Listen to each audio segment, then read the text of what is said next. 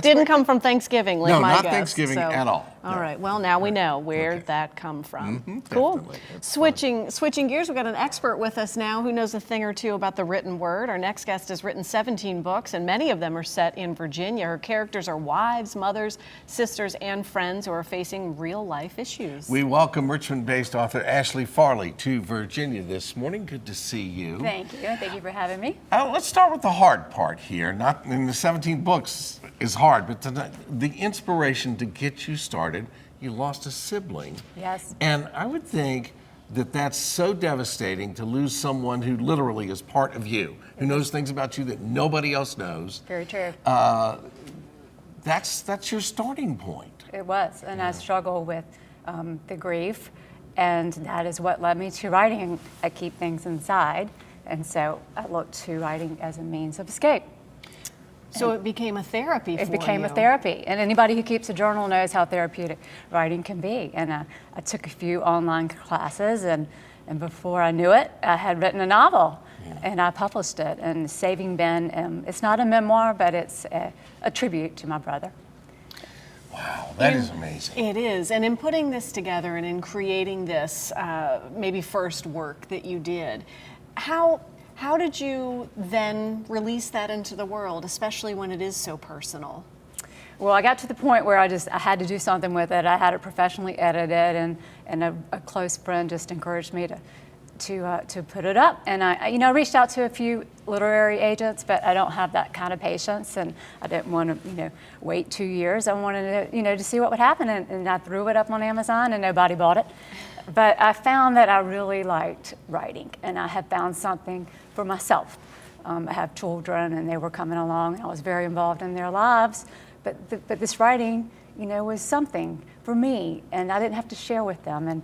And so I had a midlife career, as I like to call it. And I kept writing, and I switched gears and went to women's fiction, and now 17 books later, I'm having a wonderful time. 17. Yeah. All right. So this whole thing is just mind-boggling to me. I've been around musicians all my life. To write a song is one thing because it tells a story, but it's a short story, and a lot of it's repeated. To come up with characters to populate a book with their own personalities and their own attitudes and their own drama, interacting with other characters with all that stuff. For 17 books, that's immense. Was your head about to pop off at some point because there was so much stuff in there? My head definitely spins, no doubt about it. My husband will say, I told you about something. I said, honey, you just don't understand what goes on in my head all the time. The characters are spinning, but yes, it is, and they keep coming. That's the thing. I can't shut it off. When I finish one project, I'm already thinking about the next. And I live in a world of fiction, and I'm having a great time, and I've reached a lot of readers, and that's an important thing. I've touched their lives, and that's meant a lot to me. Ashley, as folks are watching today and they say a midlife career, and you found this path, were there inklings before in life that this was maybe where you wanted to head? Did you enjoy writing before? No, people ask me that a lot. No, short answer. But I have always been an avid reader and a daydreamer. And I just thought, well, maybe I think a lot of people think maybe I have a book in me. And it turns out I have a lot of books in me. Do you sleep? I mean, seriously. I mean, different writers approach it. They write at a certain time, early in the morning, middle of the night, late in the afternoon. Or do you write 24 hours a day? I do. I write 24/7, and there are times when I don't sleep, and I'll wake up in the night, and that's when my characters want to talk to me. And I keep my phone by my bed, and I just pull up my notes app and start typing away, because if I don't get it in the app right then, it's gone in the morning. Oof, yes. So Lies That Bind out now, and then more on the horizon. Yes, June release is Tangled in Ivy.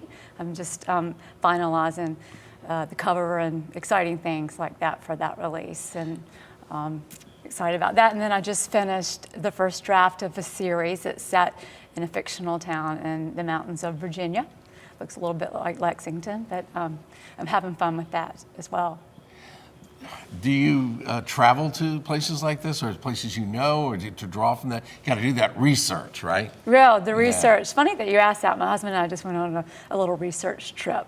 My Virginia Mountains series is based around a historic inn, and so we visited a little inn and did a little research. But I write a lot from the low country of South Carolina, which is where I'm from. So it's nice that I miss it, and every day when I write, I can go there in my head.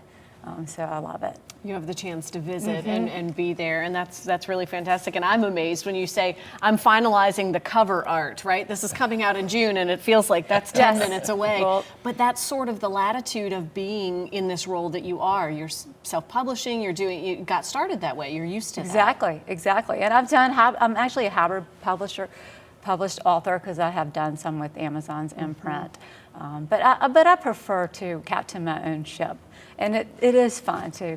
The cover part is the most exciting to see it all come together. Ashley, I see you on captaining that ship. I was going to say that's another book, Woman Captain of a Ship. Yeah. Thanks for being with us today. Thank you Congratulations. so much for having me. Appreciate it. Thank you so much for being with us as well. We certainly appreciate your company. We look forward to seeing you tomorrow morning, 9 a.m. for another edition of Virginia This Morning. Have yourself a great Wednesday.